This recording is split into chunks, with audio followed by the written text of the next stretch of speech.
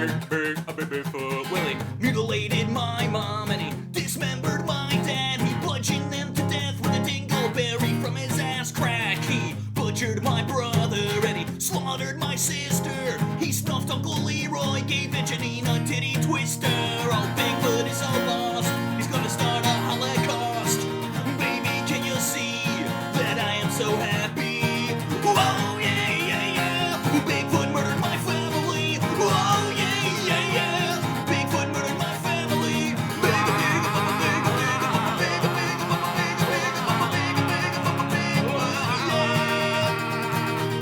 Bigfoot. My needle flops. You're listening to the Bunsen Burner podcast, the internet's most herniated music nerds. I'm Fabulous Fred. My co-hosts, as always, Dapper Dan and Pretty Paul. And today with us as a guest, we have Hot Hope. Hi, guys. Oh, fuck. Hi, friend. Oh, man. How do you know how we look? Yeah. I just assume you're all gorgeous. I could be How can you not dapper. I'm be? wearing a pink tank top here. That's a statement. I was wearing my new corn shoes today, so yeah, I guess. Did you I- really Corn? get those? Yeah, I did. Corn you sick? shoes? Dude, you're a fucking sicko. Like Those are the band? Adidas ones. Yeah, the Adidas collab, Yeah. super modified. Damn, Paul. I won the That's lottery. bold. Won the lottery. Are those like new? They just came out with those? Yeah, they dropped them on Friday. Didn't the song come out like 25 years ago? Exactly. And they're barely getting onto it with the upswing of new metal. Huh. Boomers like new metal again. Yeah. It's true. Making a comeback. That's terrible. The baggy jeans and wallet chains. Yep. So I'll bring I had a those wallet out chain. I think we all I broke did, my huh? I broke my finger on it. Oh, of course he did. I had a chain I'm not- wallet, I'm not- too. I'm not even kidding. I went bowling and like I have big hands, so I can only use the biggest bowling balls they have because my fingers just don't fit in the other one. So I was using a 10-pound bowling ball, and I went to Oh, roll the giant. ball, and my Weird pinky black got caught in the chain as I'm like chucking it down the aisle, and it just snapped my pinky backwards and broke my metacarpal. Oh, fuck. Ooh. Yeah, and like after it happened, like it basically swelled up immediately, and I just assumed I sprained it or something. And so I just continued my life as normal, and wrote my exams and all that bullshit. And after the swelling went down, like I felt like a bone callus there. I'm like, maybe I should get this checked out. So I go to the doctor, and they send me for an X-ray. They checked The X-ray you? comes back, and they're like, "Yeah, you broke your hand. Did you punch someone?" I'm like, "No, I didn't punch someone. I went bowling. What the fuck? Why do you go straight there?" You should have It's said Fred yeah. we're talking about. Did you punch someone? Not yet. So was this before or after your career playing spoons? Oh, well after, because that would have ended it. Yeah, no doubt. Yeah, no, that was a career-ending disaster. Good thing I moved on to equally useful prospects.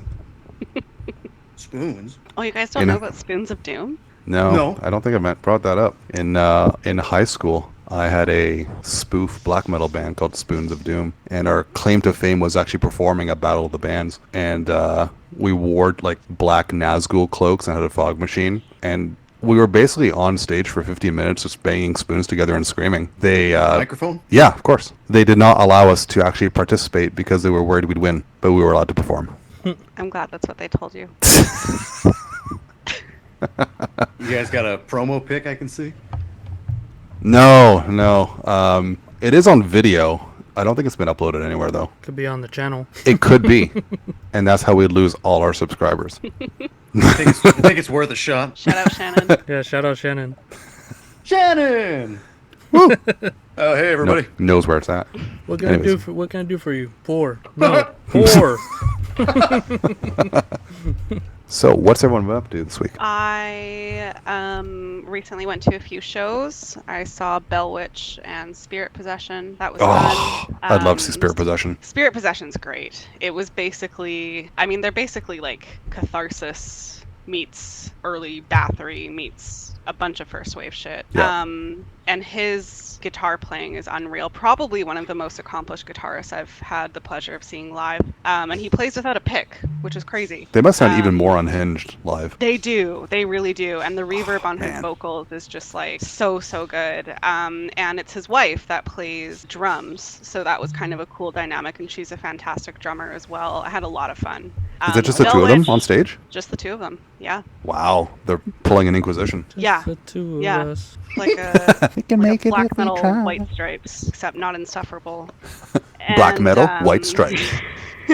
I can tell that we are gonna be friends. And Bellwitch, I've seen Bellwitch a handful of times. They're not really for me. I don't love Funeral Doom live. Well, I bitch. kind of, I know, right? Hey, I kind that of was have to be, kind of have to be immersed in it, and I find the live experience just kind of takes me out of it. So I did something for the first time that I've done in a long time, which is I just found a seat, sat in the back, just kind of took it all in, and I'm glad I did. I had a good time that way. I could see that. I think Funeral Doom would be a seated kind of affair.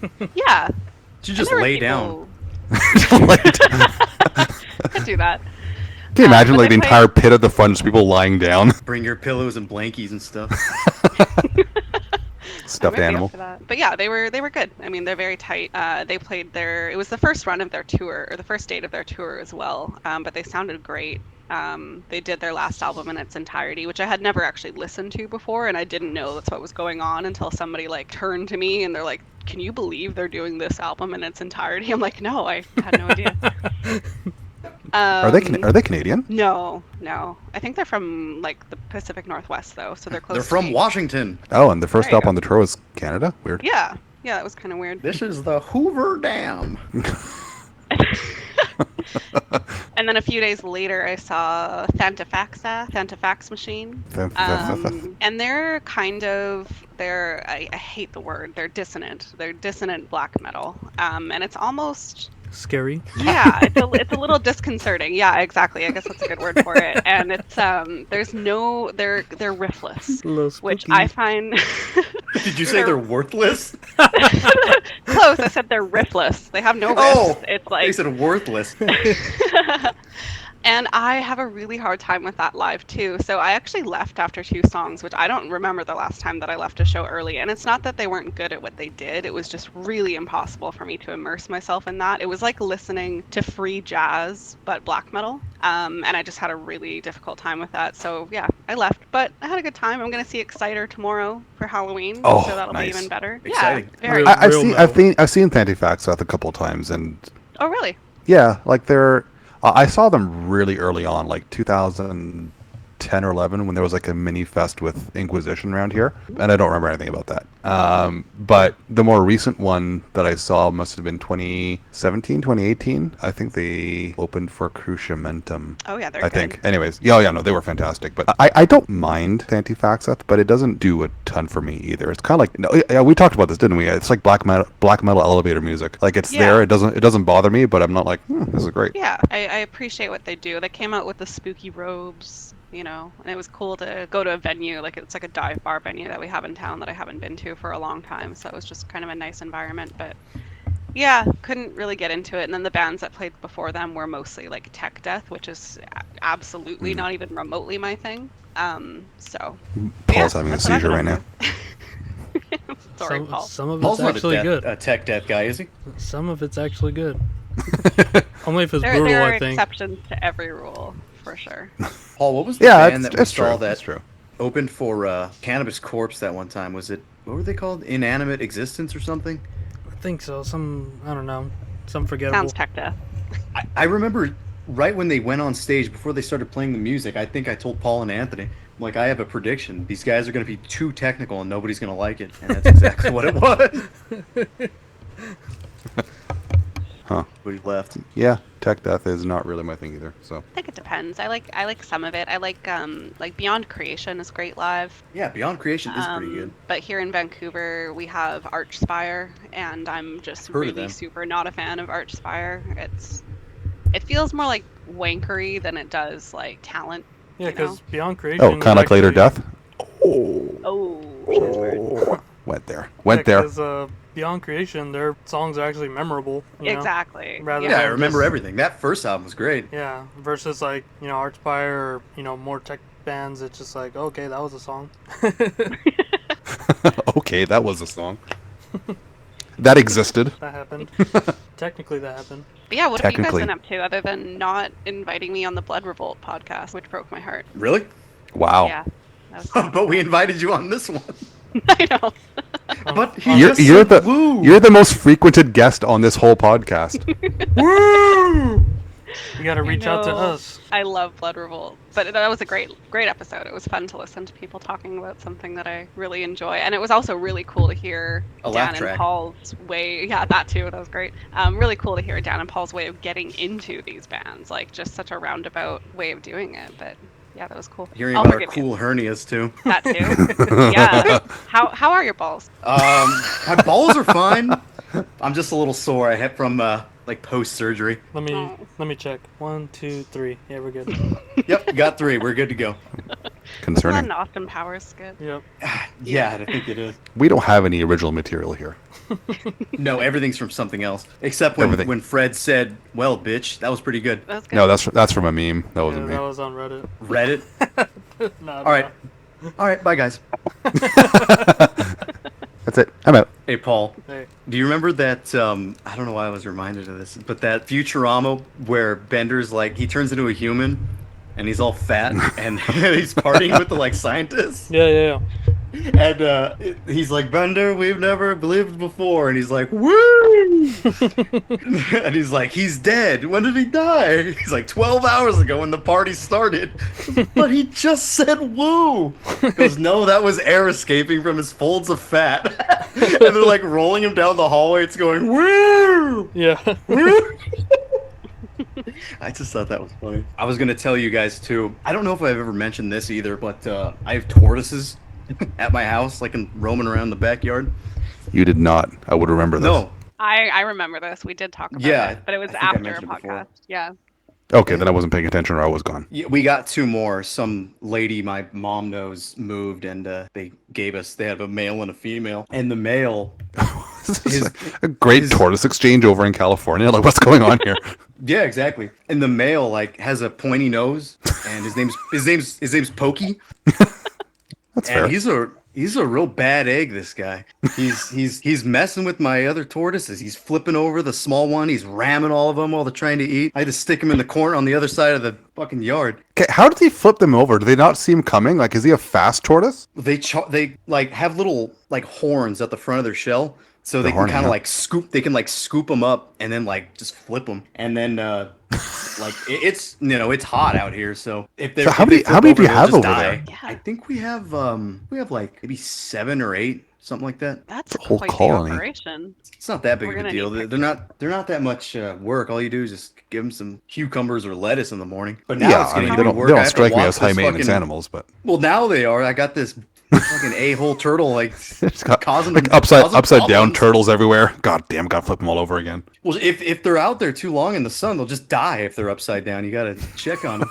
Oh, how long do they live? Like 200 years. So that concept has always weirded me out. Like knowing that your pet's gonna live longer than you, do you have to will them to somebody? Like how does that work? They should get a really old They've- one. They're older than I am. Okay. I have no idea how you do it.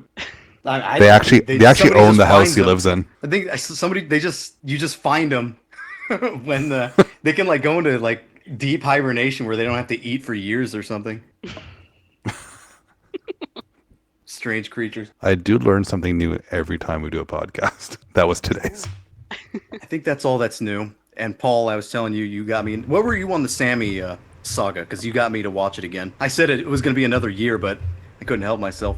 Yeah, I mean, I just started watching it, the day after we recorded that, and you mentioned it, so I'm only like 2 hours in, and it's just like, I don't know much about the guy other than like what I've seen as you were watching it the first time, Mm-hmm. and, seeing things tie in, and like starting, it's like, oh, why don't you talk to this girl? So there's like random guys, and he's like, Yeah. oh, she was just like crying, like, he's like, wait, what? I want to see what's going on. And they end up just like talking, and you know, it just goes from there about like doing some side quest shit about like giving some girl her keys back and all this shit, the whole live stream. So you didn't get to the trailer park yet? No, not to the trailer park, but I was like seeing that there's like the third, or no, like a second part to it, and then there's also like where she sees, where he meets Sammy's dad or something. I think I showed you a clip of that where he rolls off the bed. Yeah. Yeah, Sammy's dad is a fucking trip. You're gonna like the whole thing. Yeah, I'm taking my time Stick with it, so yeah. Yes. I'm just watching it as as I'm at work, so gotta pause here and there, but you know, there's a lot of nothing in there, but there seems to be a lot of more nothing. gold. In the beginning, it starts off pretty slow, but it gets better and better. Yeah. Even that first episode before they get to the trailer park, some good stuff happens. Wait, did I'm still on the anything first happen at night. Yeah. Did anything happen at the bar yet? Has she like freaked out and gotten mad? She Or like not trolled them, and then she was like standing up, and then they told her to sit down. And she's like, Oh yeah. yeah, not drinking. So you saw where that other girl was like kind of butting in, and she's like, "Look what they did to my eyes!" She's like, "Look what they're doing! They're calling me Cyclops." Yeah. And she thinks the robot or the chat voice is a robot lady. Mm-hmm. Yeah, there's like talk of nanobots and salt and all kinds of strange stuff. Yeah, pretty stick- good so stick- far. So. Oh yeah, it's excellent. And it's Stick with only it. a day's worth of content, but I had to like watch the whole day. Did you see the RFI Mortician episode? Of course. I did. Mortician? I like how you did, Hope. Yeah. Oh, I love RFI. Morticia. Nice. I like how he was kind of like talking about the horror movie samples that Mortician uses, but not the like underlying messages that they have. They just kind of go with the gore and the death. Yeah, the cool part. Yeah. And he's like, maybe I'm looking into this too much. Yeah, well, he's saying that there's even like a bell curve of like people who don't like that shit, people who are think of it as like the highest art possible of death metal, and then like the middle cap and shit of just appreciators of it. So he seemed to have been going into the higher art part of the curve. Yeah, he's a Which real I thinker. really appreciated because I historically have not been a big Mortician fan. I totally appreciate what they do. I liked Hacked Pepper What? Barbecue and Chainsaw. But other than that, yeah.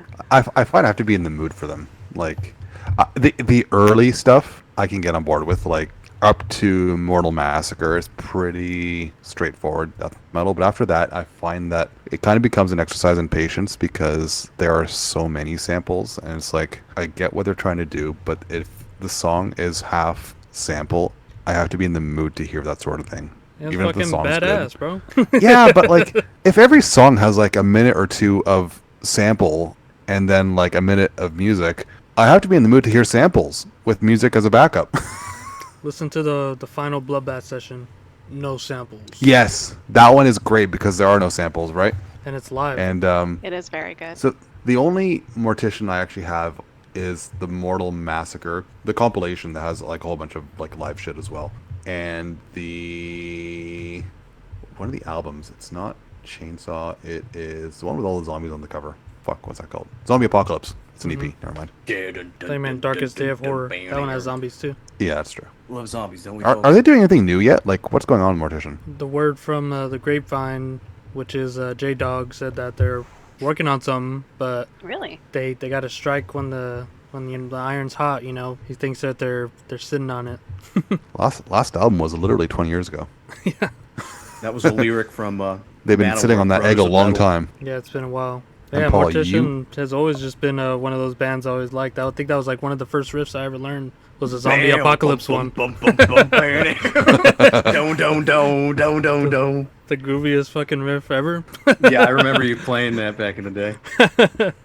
That's what I like about Mortician, or what I'm coming to appreciate about them is the groove. When it kind of lacks the groove and it's just straight ahead bloodbath shit, I'm like, That's the But- shit I love too. It's like the perfect of extremities, you know. They got the bounce, and then they just like fucking pound that shit until it's like flat, no grooves anymore, and then they just bring it right back up, and it's just like it's just so perfect. And then the samples, I love it too. I take the whole package. But it may just be one of those entry of sort of brutal bands at the time, because I was getting like Putrepile always bringing up them, and Levidity too, and Gortuary. Yeah, Gortuary, and just always having drum machines, particularly for Future Pyro and Mortician, is just always something I like. They need to have that. You know, it just pushes it to even more extreme. It's like inhuman music. I guess it wouldn't be Mortician without samples. It's part of the charm. Yeah. But Totally. it's just Same not with for Tiger. everyone all the time. Like I said, I have to be in the mood for it. When I am, they're perfect. If I'm not, then I'm probably not going to play them. You guys better be bumping that shit tomorrow. Fucking Halloween. I've been meaning to after that RFI episode. I think I want to do a dive. It actually had me much more intrigued than I have been in Mortician in years, so I probably will. Listen, I used to play Abruptum out loud outside during Halloween. Out loud? What do you mean out loud on your phone? Fred, that's headphone music. No, I just play them through the speakers for all the trick or treaters, and they So usually that's a skipped good our idea. they usually skipped our house, Yeah, I was gonna say you had a lot of leftover candy, huh? which worked out. It's tasty. It's a good idea. It is pretty scary soundtrack. Yeah, like another one, like, and this, you guys ever heard from the Black Legions, or at least Black Legions adjacent, Amaka Hahina? Excuse you. Yeah, it's just like keyboards and growling. The whole thing sounds like a dollar store Halloween CD, but it's fucking great. I love it, and I played that out loud once on Halloween too, and that again. Never again. Well, I mean, we had most of our candy left. Oh no, not again. Yeah. Yeah, put Hello, baby. Hello, my honey. put on the Tish this year, and then you'll get all your candy taken. All the kids love Tish. Yeah, brah. All those horrible brothers all look the same. I haven't seen any of the other ones. there's four of them. Yeah, the There's original, four Justins walking around. the original headbangers, huh? Yeah, that's right. The original headbangers. I know a lot of people didn't like the main guy. His name was Chase. I remember hearing a lot of shit being talked about him. Maybe it was because of Acid Witch. I think people hated that Acid Witch was a thing. Like hokey. I thought they were fine. I thought they were fine too. But then again, I heard them really early on, so. Yeah, it always taints I mean, it. I have like one song that I could actually go back to, the Black Witch. That was like the most upbeat one. Yeah, I've never really gotten too much into Acid Witch. Again, like, inoffensive, but yeah, that sums it up. I think some people feel the same way about like Black Magic SS too, where it's like too hokey and not really metal at all or something. I like them. But I know I'm in people that boat. don't. I'm in that boat. It's like Ah. it's just an NS Ghost. Way better than Ghost. So feel I like as know, they but went- I love as they- trolling people with that comparison. I feel like as they went on, they started doing like different types of vocals to the point where they sounded like Heavy Load or something, or like actually a lot like Heavy Load. totally. Have you guys listened to the new Heavy Load album? Dude, it came out already? Yeah. Oh, All right, Dan's out of here. what do you mean? That's like a outta here? third Kicking me time out? tonight. Like, you're gonna go listen to it. I'm looking at it right now. Looking at it. I'm looking at it. I think I think I asked you about this. Hope. What's his name? Eddie Malm isn't in this anymore, right? No, he's not. He was the guy that sung Saturday Night. Yeah, here they are. The two brothers. Walquist. I was gonna say while we were on Mortician, I just got a release from the Red Rum Records. I guess they were carrying the Red split from Thraba Wolfel and Obsceno, and they only had the Obsceno side on YouTube, so I had to hear what Thraba Wolfel's side sounded like, so I had to get that That's shit. fucking sick, bro. Shit. But I'll have you upload it. Oh, they don't have it on YouTube? That's the sick part about it. Oh, hell yeah. Oh, hell yeah. Oh, You're just all over the Blood Bucket stuff, aren't you? Yeah, I am. Like, guy's a real buckethead. Sorry, I did that one last time. I won't do that again. I'll cut that. Yeah, cut that, please. We can't recycle material with only 27 episodes. Come on. Hope, did you ever notice that, like, the three guys in Heavy Load that sing all sound exactly the same? Yeah. There's not That's a awesome. lot of variety going on there, but I respect that. No, I like that. Because then when they sing together, it's like one giant voice. Yeah. You've seen that like 82 show, right? The one with like pretty decent quality. I know of it, but I don't think I've actually watched it. Oh no, put that No. on at a party. I always do. So would you count this as a reboot? They haven't put out anything since what, '83. It's been another what, fucking 40 years. Yeah, 40 years. I'm gonna be honest. It probably is gonna be another Well, dude, it's hard to say. I mean, people like Sirith Ungol a lot, and it's been like just Yeah, they just about the came out same with amount something, of right? Or time. they're coming out with something. Yeah, They just Hope, do did. you like Sirith Ungol? I do like Sarah Thungle. Do you like the new one? I don't. You don't? I was Okay. I was talking to Fred about that the other day. I don't know if you'd listened to it. It's not No, bad, a and little bit. I wasn't disappointed. It's still a good album. They still have a lot of fire under them, clearly. But it's very one-dimensional. There's not a whole lot of like stuff going on to keep your interest, whereas the one that they had prior to that, what was it, Forever Black, had a lot Oh, of yeah, doom that was the comeback. going on, and it flowed really nicely, whereas this one is just really samey throughout. It's just kind of one tone. That's just my opinion, though. I know a lot of people who love it, so I'm definitely not the authority on the band. I've only recently gotten into them, but it's good. Yeah, it It's a looks good way to like go out. looks like a Griffith from Berserk on the cover, a little twinked out. There's twinks on all the album covers. It's Twink Elric. Come on, guys. What? That's no twink. Is Elric? That's a man shit. Tis no twink. He was licking his No. buddy's ears. No, all their covers is Elric and Melnibone. Yeah. Come on. I have actually heard the new stuff. Just when they announced the new album, they released a single. I heard that and I really liked it, but I never actually got around to hearing the two newest albums. I kind of dropped off at Paradise Lost and haven't gone back yet. I should. I hear good 25 things. years. Like I hear good guitar players from things. Heavy Load liked them. He was wearing the T-shirt.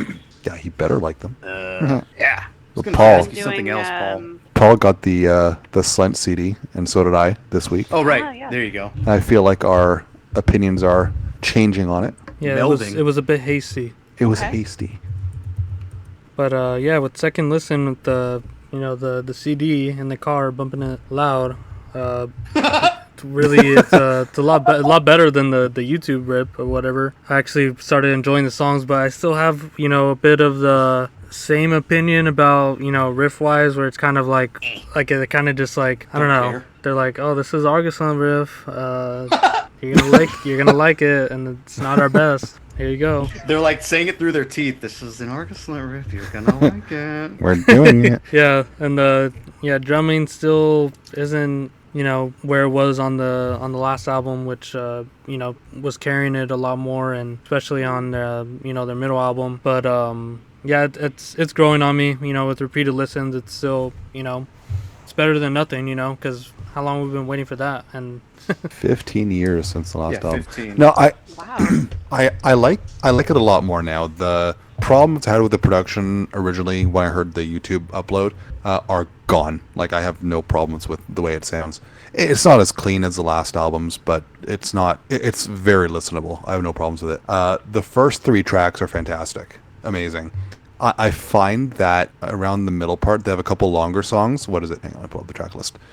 Terra Nullius and Hyenas of the Orunkai. Those are a Yeah, dude. bit long and a bit self-indulgent, and they kind of like repeat the riffs a bit too many times. yeah, But then it picks up again with the last few songs, and the self-titled instrumental at the end is fantastic. So I still think the other 3 albums are better, but this is a great album. I have very few problems with it other than those 2 songs going a bit too long. I think it was set up to fail, to be honest. Between like the obvious controversy about who they are to begin with, plus the unrealistic expectations of 15 years since the last album, plus the horrible sounding YouTube upload and the generally murkier production, and there is a change in the songwriting. It is a slower album than the last few than the way they've done previously. So it kind of was released and set up to fail, I think. And a lot of people complain about the lack of lyrics. I don't care. It still sounds the way it sounds, whether the lyrics are there or not. But yeah, I think once the dust settles, people will agree it's a good album. Definitely not their best, but there's nothing really wrong with it. set to fail, and they still won. Phaser's set to stun. These are set to stunning. Yeah, there you go. Did the vocals still sound like they were shouted from down the hall on the CD mix, or were they more up front? I think they're a bit more upfront. A like on when I listen to it from the copy I have no trouble hearing the vocals at all. The production is still muddier than the last few albums, so you're not going to hear the enunciations as much as you did on Hornets, for example. But you don't have trouble hearing the vocals at all. All right. All I have to say is, if you dismissed it based on what you heard on YouTube, don't do it. Buy the CD. Probably have to listen again. All right. Yeah, Paul come was on, getting Dan. on my case because I didn't buy the CD. Now I might actually have to. Yeah, I was like, when are you gonna buy it? I know. Fred keeps sending me links, and I'm like, listen. I bro. just now opened They're probably gone now, package Hope. here. Come on. I'm like, hey, they're being distributed in Canada. Go get them while they're there. It doesn't do anything. I She never did get listens. the new, She never listens to me. Oh, please. I did get the new Blood Bible on vinyl.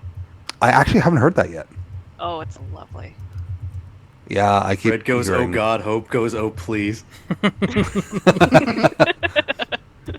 We talk way too much. Oh yeah. Dan, you say, oh no.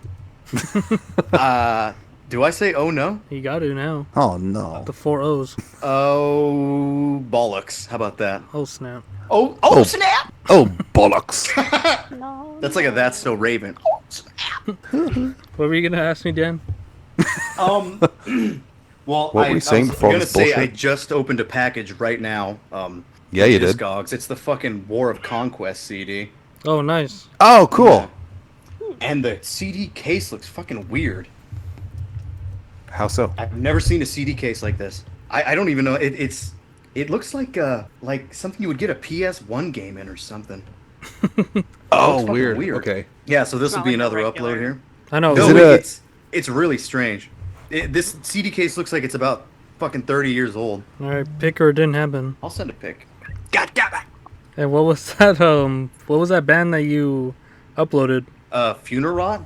Yeah. Well, I know I came across them again in like a couple of years. They were like a cult classic kind of band during the like retro thrash boom that I came up in. They were on Around, Razorback like- Records, weren't they? I don't know. I don't remember. I don't think that release was. Maybe another one was because the one that was just a little fuck. What happened to my goddamn computer? I pressed something. Now I don't know how to get back. Blue screen of death. There we go. Wait a minute. What's wrong with my Okay. computer? Okay. Anyways, yeah, Funerot. They were like a cult band during like the thrash comeback, and I don't know. I just kind of remembered them from back then, and they're a little bit techy, kind of like Voivod Vector-ish, except with the like crossover vocals. If you Really? heard that thing, like some of their riffs are fucking. I don't. They sound the way the album cover looks. Again, it's like it looks like an alien fucking clawing at you. That's the way the riffs sound. It's fucking dank. It's I fast. remember- It's fucking sick. Yeah, I found the one I was thinking of, Invasion from the Death Dimension. That was released on Razorback Records, and I kind of just assumed it was kind of generic death grind, kind of like a lot of the other things on there are. No, it's like techie but- crossover is what it is. Oh, weird. It doesn't look like it would be. Yeah, it doesn't, right? Huh. Even when you hear what the riff sounds like, it sounds like some kind of black thrash Voivod Vector thing, but then the vocals come in and it's like kind of, agnostic front, hardcore-ish, but in a good way. It's almost like jarring the way the way those vocals are. Hmm. Hey, good. on their 2008 EP, they have a Weird Al Yankovic cover. Which song? Fun Zone. I don't remember that song. I only remember Amish Paradise. I don't remember that song either, but it's still a Weird Al Once Yankovic or cover. twice, living in an Amish paradise. What was that thing you said, Fred? Even Ezekiel thinks that my mind is gone. That's good. That's such a good track. You hear about the whole Coolio losing his mind when Weird Al came out with that? Yeah, he didn't like that. No, because like Got Weird it. Al wanted to like get everyone's approval before making parodies, and he made I use the term mistake loosely here, but he made the mistake of reaching out to his management instead of Coolio himself. And the management's like, yeah, go ahead. And he released it. And then Coolio lost his mind. And some more recent interviews with Coolio asking him about it, he's like, yeah, that was stupid. I don't know why I reacted that way. It's a funny song. Weird Al's is better. It usually is. He did the Chameleonaire cover. Remember Riding Dirty? Yeah, White and Nerdy. White and Yeah. nerdy. Yeah. Oh yeah. These are like the AOL days when you can watch music videos on AOL Music. I think the best song he's done is the saga begins, like the summary of episode 1 for Star Wars. Oh yeah, I it's enjoy that American Pie. song. I enjoy that song more than the movie. He also did you know that song MacArthur Park where he's talking about the cake? Yeah, Jurassic Park. Jurassic Park is frightening, It's frightening in the dark. dark. All the All the dinosaurs are running wild. Yeah, you know it. That's great. I got another package here too. I'm doing an unboxing, and it's 2X basketball shorts. Hell yeah! That was only 3 Try on seconds home. long and yet very anticlimactic. We're gangster now, huh? Want to borrow my shoes? Hell yeah! Give me your core shoes, son. Oh God. Paul, I told What? you about Lord Mold doing Iron Maiden's The Prowler. They were like doing karaoke at Matt's living room. And he's like, we're old school now. Kind of true. We're old school now. Like, because of that. We're old Because school. of that action. Old school. This is Dan. it. That did it. Paul, did you see the dripping interview? I watched a bit of it where he's like fucking. he's like frozen and shit. Oh, yeah. The beginning. I think I was maybe like 20, 30 minutes in. I didn't finish the rest of it. He was saying that Ripping Corpse was, like, probably his biggest influence. Oh yeah. He's all yeah. Which is well, it- everyone. He's all yeah. They kind of started the scene. You know, having all the flyers and everything, setting up the shows and everything around there, and saying that they were into Dim Mak too when it came out. That's interesting. You know, like, you always know Ripping Corpse is there, but I've never really heard that take on it, that they were, like, really influential on people. You had to be there. I guess so. They were talking about the singer's like weird teeth, and I've seen pictures of him like with Yes. his teeth all jagged, and I always kind of assumed that like that was fake because it In what, it looks Ripping like his teeth look fake in some pictures. Was it like the Oh. Goblin Shark? Yeah. Oh wow. Hope, Well, they're Hope just you have, old- you have they're the you have the all CD, mangled. right? I do. Yeah. Pull out the. I think it's on the inner booklet when it has the photo of the band members, the picture of him like kind of scowling while singing, and you can see the fucked up teeth on there. Okay, I'm gonna mute myself and I'm gonna go. Well, you get can my look at CD his now. picture on Metal Archives. Look up Scott Yeah, I Ruth. see that. Or that. Yeah, yeah. That's really something. Well, the guy from Dripping, he's like, you look like fucking Nosferatu. Straight up. Well, we've said before, if you're in a death metal band, you should be ugly. Like it's a must. True. Yeah. True. If you're in a black metal We've band, you we've should be covered that artistic. quite a bit. Yeah, exactly. No need to rehash. No, there is a need to rehash, but I'm just saying we've said it a few times. I was gonna ask you something else, Paul, that I thought of. Do you remember a time when we went to Fear's house and we're like sitting at the table and his mom starts talking to us? And she goes, "You guys don't know anything about metal." And she's like, "You guys don't know shit." And she's like, "You guys don't even know who Slayer is." And then Fear's like, "Mom, stop." I don't even think we said anything. We're just kind of like sitting there nodding our heads, like, right. I'm not gonna argue with some lady. And people She sounds want to awful. say whatever. You don't even know who Slayer are. She looked like Carrie. You know, the one who gets like the pig blood dumped on her. Oh, I'm gonna laugh at you. Oh, not Drew Carey. No, no, not Drew Carey. Cleveland rocks. Cleveland rocks.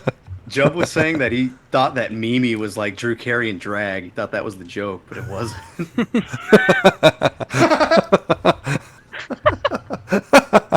He goes, "Wait, that wasn't Drew Carey?"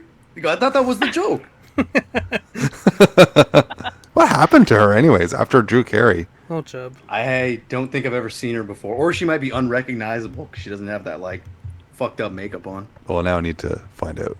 I think I might have brought this up, but I remember catching an episode of. Remember that show Yo Mama, the MTV show? Yeah, with Wilmer Valderrama. Yeah, with Wilmer. There was one where the guy, he's like battling a girl or whatever. He goes, "You look like Mimi from the Drew Carey show," and she goes, "You look like Drew from the Drew Carey show." Got him. Got him. Yeah. And then Wilmer's just like. back to we were. I just remember we were giggling. doing that. I remember we were doing that in middle school. Like we just sat in a circle and did that. But there was a huge fucking group of people. I think that's where I met Julian in this group of Yo Mama God, crowd. How many mamas in this group? Yo, how many moms we got out there? Okay, okay. Okay, Fred. Okay. Okay. Okay. So, All right. Is Fred so, gonna tell us about his label, or what are you gonna tell us, Fred? My label, so-called label. Yeah. Oh God. What happened? Yeah, that didn't last long. Yes. So in like 2010, there's a local band called Crucifix Sodomy that never actually recorded anything, and I kept asking them to just record a demo, an EP, something, just to cement their existence because their live shows were fucking brilliant. So Something to get Great you band notoriety. yeah. So one day I recorded one of their shows, and you know, when I was at home, I just made a tape label for myself. I took part of the flyer for the gig, and another flyer I had that had Chris Moyen artwork on it, and kind of just like Frankenstein something for myself. And I made a copy for the guitarist, and I gave it to him like, here, you know, I recorded your show, you know, have a copy. And they started distributing it, and I'm like, this is not your artwork on here. This is Chris Moyen's artwork. So I'm like, okay, oops. Next time we do this, we're not gonna use appropriated artwork. So the next show that I recorded, that one, the layout consisted entirely of photography that I took during the show, and I just threw together, you know, the jacket for the tape and labeled it Void Hanger Records, which was my screen name. And I gave that to the guitarist, and he distributed that, and that was the basically the beginning and the end of my label. It wasn't not a lot of work on my part, but got the job done. It's all on the record now. We're gonna get sued just for knowing you. I'm surprised we haven't been sued yet, and it's been 27 episodes. How could we possibly get sued? We have I think we have copyright on every single episode. Have you heard the shit that we did? Anyways. Yeah, could have been upload a Underworld song. Yeah. What was that one episode that was giving us trouble, though, when we tried to upload it? Wasn't there one? No, it was the Great Sorrow one. Paul tried to get an Underworld song on the right, intro. yeah. That was Who a would've- copyright strike. Try getting the fucking. Who would have thought that one would give us trouble Yeah, of all the ones we've done? Wanted the Dirty Epic on there, but nope. Yeah, I'm sure that would have robbed them of a lot of royalties. No, it would have robbed Universal, who had the rights. It's like, you know, if I want to hear this song rather than going to the track on YouTube, I'm going to go to the Bunsen Burner podcast, you know, like skip through like an hour's worth of talking just to hear the song. That's what I'm going to do. I'm gonna leave a comment. I'm sure there's timestamp people that it. do that. Get the timestamp. I'm gonna leave the comment. I'll come back to that every day. Yeah, it's like 55 minutes bullshit, and then I don't even want to call it a review, but I guess, do we have to? No. It's a Music discussion. How about that? Yeah. That's a little bit better. It's pondering. All right, should we do the what's grinding Hope's gears section of the show? What is grinding Hope's gears today? Yeah. What's pissing you off? Yeah, You've been to no. a lot of shows. What's been pissing you off? Tell Or us just about life your in rage. general. Yeah, we want to Actually, hear. well, I can From talk you. about something. What's grinding my gears is, and I know I keep bringing this up, is mosh pit antics. But something that I saw recently was Frozen Soul. We all boy. know Oh, Frozen no. Soul. Frozen Swole. They encourage some of their concert goers to play Magic the Gathering in the middle of the pit. Oh, I saw a clip of that. And I It's just ironic. fucking hate it. And the the reason I hate it is not because it's Magic the Gathering. I'm on some nerd shit, you know, it has nothing to do with that. To me, it's Yeah, don't just hate on such- Magic. It's definitely not about that. Yeah, no I one think, can beat like, my Modern Angel deck though. I think if you're Oh. into Oh, it's metal, like, on. you have to be down with some nerd shit, you know? But for me, it's like, have you considered not making everything about you? Like, just enjoy the fucking show. Why do we have to do this, like, epic meme, Reddit viral moment? Why can't we just enjoy the fucking death metal show? I And the don't know. fans. So, And the so fans. hang on, wait. The band encouraged them to play Magic during. Yeah, I mean, they... So wait, did they ask people to start playing Magic because they? What Who happened brought their was- cards? That's the thing. Somebody held up their deck of cards. Yeah, you always gotta have that on you. And and Better somebody, safe than I'm sorry, I assuming guess. the lead guy was like, yeah, fucking sit down. And so there's this like lame, weak ass pit with a bunch of like people galloping around in a circle, and then in the Galoping? middle of the circle, yeah. And then in the middle of the circle, there's like 4 people just sitting there playing Magic the Gathering while, you know, mid bolt thrower riffs are being played. You can't even see that. That's Yeah. called circling the wagons. I just don't get it. I don't get it. Yeah. And it grinds my gears. Yeah, I saw that clip. I think on. Late epic meme. I mean, the I think on memes are Instagram. kind of. I don't even want to call it a meme, but like, isn't grindcore supposed to be the funny genre at some point? Maybe, yeah. I don't know. Black metal's yeah. pretty funny. I guess. I mean, yeah, but it's not. It's not like ironically funny. I wouldn't say. It just kind of is funny. And I don't know what it they're is. going for. I don't know what it is about Frozen Soul. I mean, we've talked about this before, but they seem like Yeah, get your bingo people cards who were out. mostly into hardcore for a long Bingo time, and then cards all of a sudden get into death metal like for a couple of years. And it's so strange that this band blew up. I don't dislike Frozen Soul, but I do like Magic the Gathering more. Yep. Yeah. I'm I'd looking at his rather play glasses Magic here. the Gathering than, listen to them, but I don't think that's what they were doing. He's got the clear rim glasses. I'm seeing clear rim glasses and septum rings, and it's all there. Well, now I got to figure out a way to play against Paul. Yeah, we just Instagram video. Yeah.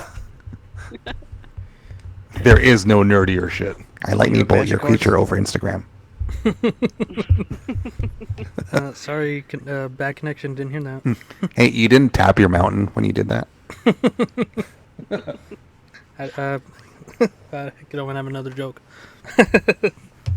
Like, how Yeah. do you even have fun playing a game while there's a death metal show playing? Like, I don't understand the logistics of it. Joker meme.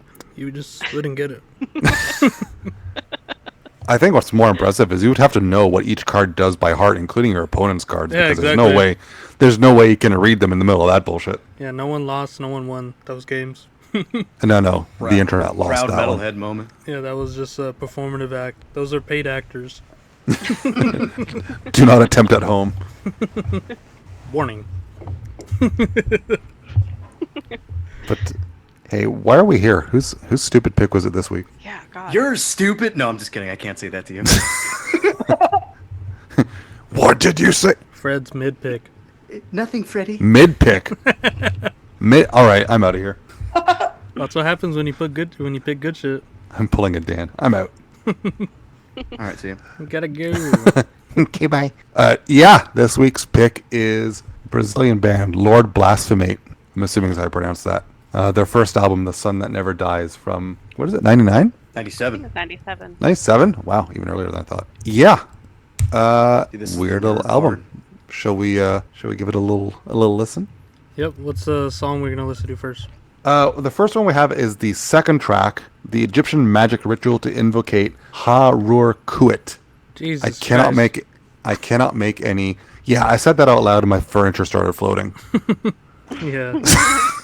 Well, we'll see you That's guys. like the glasses bucktooth fucking emoji. Yeah. Oh. We'll see you guys in 10 minutes. See you there. 10 minutes. Yeah, fast forward 10 minutes if you want the good stuff. It's only 9 minutes and 44. Come on, guys, don't be so dramatic. Fuck. Holy fuck, Lois. I'm coming. I'm coming.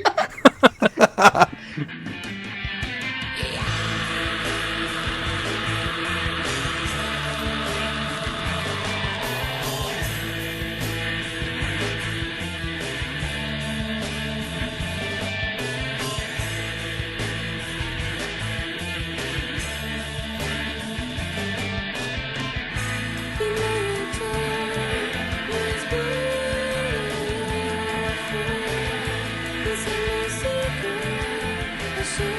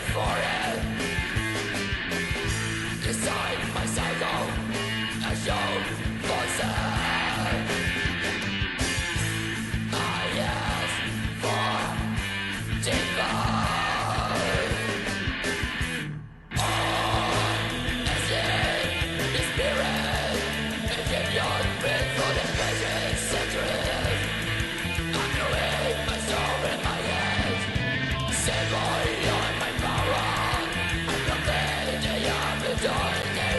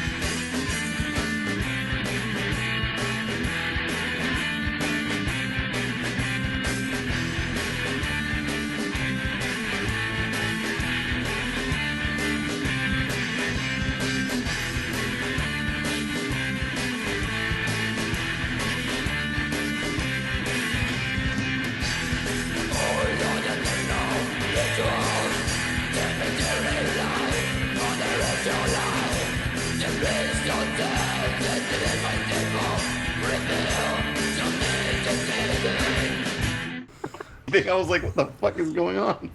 All right, we're back. That was long. Oh boy. We'll cut that down.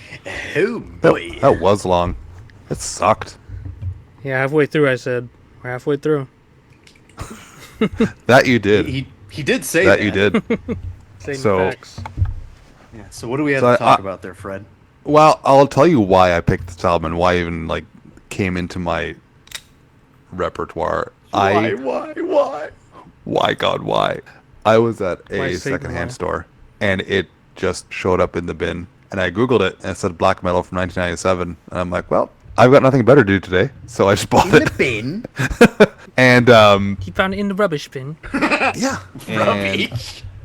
I listened to it once or twice, and honestly, all the bizarre stuff they throw in, like the woman singing, the violins, the keyboards, the flutes, kind of stole the show in a way that I didn't really realize how good the riffs actually are. So it kind of sat on my shelf for a while, and a couple years ago when I went back to it, and I just actually was listening to it for the sake of what the riffs actually are, and not getting distracted by everything else on top. I thought it was really fucking good.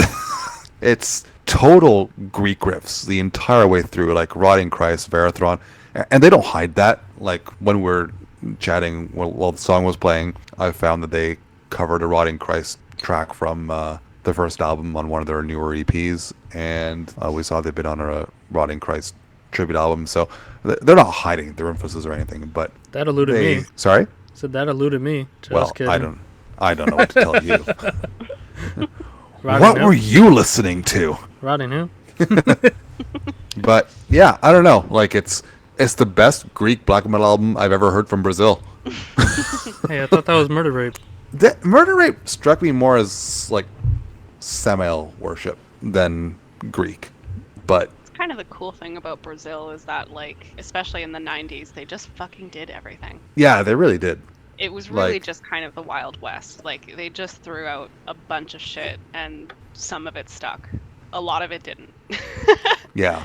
And this one actually I think sticks. Like once you actually hear the riffs and you like stop getting distracted by all the stuff on top of it, they all blend together really well, and it works together well. But those riffs are just fucking great. Like especially the very first one in this track, you're listening to it, you're like, fuck, this is a Lost Verathron album. I don't know. What do you guys think? You Tell kind of me your introduced thoughts. me to this, the Brazilian bands doing the Greek thing. I didn't know that existed until you showed me Murder Rape.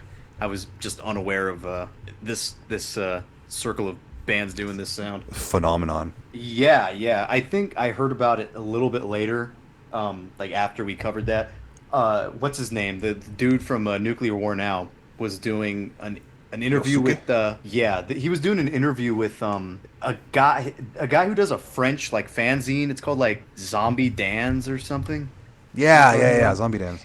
Yeah, they he was interviewing him, and they were talking about kind of this like lost scene of black metal bands doing the like Greek thing and like trying to sound like Samael or whatever. Because he was saying like, oh, they were saying that their favorite stuff was the early Cogumella stuff, like the really wild Chakal and Holocausto with Sex Trash and all that, Yeah. and then kind of keeping the same spirit with this Greek stuff. You know, even though it's a totally different sound, the spirit is still just very like real metal in general, rather than you know where Brazil would go later with like kind of basic black metal, basic like second wave sounding black metal. You know, Well, I found that Lord Blasphemate did take that Greek sound and ran with it, but the folkier things that they added in, especially I'm guessing it's a flute. I don't really know what instrument it is, but whatever the hell sounds like a flute struck me as distinctively South American. It's like they took Greek black metal and added in their own folk kind of sounds into it. It makes a really weird mix because you're listening to these Greek styled riff and all of a sudden you've got this like Inca shit going on and you're like, what? It works, but I'm confused. yeah. Not only that, but you also have those riffs that are like, I call them Viking metal riffs, but maybe they're not. They have like the adventure drum beat that, and then you got a riff that's like. I'm thinking like, where the fuck does that even come from? Like one band that I can think of that did that was way later. like a kind of folk metal band. Do you remember a band called Hidevolk? They had an I album know called the name, but I haven't heard them. Yeah, they were kind of popular, but a lot of their riffs just sound like that. And I'm wondering like where does that sound come from? I kind of picked out like In the Woods kind of does that on their Heart of Ages album. Yeah. And kind of the more flowing like slow down speed metal riffs with the melody behind it. I was thinking of that band Dornenreich. I forget where they're from, the Netherlands or Germany or something. I think they're German. I don't remember. I have one of their albums, but I don't remember. Kind of reminds me of that. And then maybe a Gaddis, because it feels like the main Greek influences are there. So you have like the first song straight up sounds like Necromantia, like a Necromantia riff with just like the bass doing this thing. Yeah, just the And then tone of this- it the whole time. Yeah, the sounds like bass it, sound too. on this is awesome. Yeah, it's Well, like it's got perfect. those single notes. It's got the big single notes that sound like power chords or something. Mm-hmm. Yeah, and then you have the the main fucking influence in this song, like Rod and Christ, Verathron. But then like I don't know, they seem to do a lot with this album. It seems like they're covering a lot, not just the Greek stuff. Like one of the songs, Fred, you'll probably know I'm talking about, and Hope too. One of these songs sounds like Myon's Hill from fucking Sabbath, like straight up. Oh my god, yeah. Yeah, it sounds Yeah, exactly you're like that. totally right. Black fire, black fire, black fire. No, not Brackfire, Myon's Hill, the one where it's like, "Bone, Chuki Kaye." Yeah, I don't know why I went to Black Fire, but look, they're both on the same EP. Leave me alone. Brackfire, ah, kill. I've always liked the. Brackfire. I've always liked the quiet introduction to Myon's Hill, and I remember Giesel was describing it as the witches kind of like sneaking off to the Sabbath, and there's a later version they do where that acoustic part is played with electric guitars and sounds more like a march, more triumphant. And he was explaining it that at that point the witches have won, and now they don't have to hide; they're just marching in with no pretense, which I thought was pretty cool. Just a bit of a sidebar there. Yeah, that's a The more you know. Well, yeah, it kind of helps paint the picture. Yeah. I was also thinking of Wow. the band Catavasia as well, because they kind of do the black metal. Well, they only do the black like second wave thing in that one song. What is it called? Yes, we love you, Satan. That's like that's like the only part where that sounds second wave. That's And like such a Catavasia would kind of mix bizarre, the two. such a bizarre song, and the title of it is it's It's awesome. I don't it's awesome, but it's like a very very obviously very direct occult reference to Satan and just loving him. That reminds me of two different things. Again, back to Sabbat on Fetishism. They have a song called "Satan's Beautiful," which I think is one of their best songs. And remember, like way back when we covered the Amen album, "In the Shade of Death," the album prior to that, "The Worship," has a song called "In Love with Satan." And not that there's tremendous musical like similarities between the three, but it's just a very bizarre approach to Satanism. Usually it's like worship, but the reference to Satan as, being beautiful or loving Satan, it's a very bizarre statement. And it's you, Satan. Amon goeth. What were you gonna say, Hope? Not sure, but I can talk. do it. So I discovered, and I Speech. shouldn't say discovered, I came across this album when Fred sent it to me about a year ago, I want to say. And and what he said was, today is, here's your what the fuck did I just listen to recommendation of the day. I can imagine him saying that. I can hear his voice saying that. Yeah. And then what he do? And And then he said, I won't be upset if you hate it, but I will be upset if you come back going, oh, okay, that was normal. So I listened to it, and in my first listen, I was like, man, this is like, what the fuck is this? But I've probably listened to it 7 or 8 times now, and I've completely changed my tune on it. I've totally come around on it. Everything is extra and over the top. I think that it's obviously a very kitchen sink approach, but I think that there's something really special about like that kind of into the pandemonium approach. That's almost the vibe that I get. where it's like kind of disjointed, trying a bunch of things. Some of it almost feels improv. Like I found that some of the leads almost feel a little bit improv on this thing, and the piano was like clearly played by somebody that doesn't play the piano. I think that's okay. But yeah, there's a lot of charm in that, and the riffs are great. Like there's so many memorable riffs all over this thing. But like we were talking about, like Brazilian black metal in the 90s especially has always just kind of been a free-for-all. And I think that if I hadn't listened to things like Horrified or Massacre, even a bit of like Theater of Tragedy, just like with the female vocals before, I don't think that this would have clicked the way that it did now. Beauty and the Beast style. Ago, yeah. But a year ago I wasn't as open-minded, I guess. But yeah, I've really come around on it, and I think it's a lot of fun. It's just a fun listen. There's always something, every time that I've listened to it, I've noticed something different about it that I didn't the first time. I don't think it's that you weren't open-minded, because you've always been very open-minded about any of the bullshit that I send you, to be honest. Yeah, this ain't bullshit, man. I think like I said, there's so much going on. What is this? There's just so much going on that you're like what, why, what is this? And it kind of distracts you from those riffs, and it kind of just doesn't make you realize how brilliant it is, just because there's so much going on. Yeah.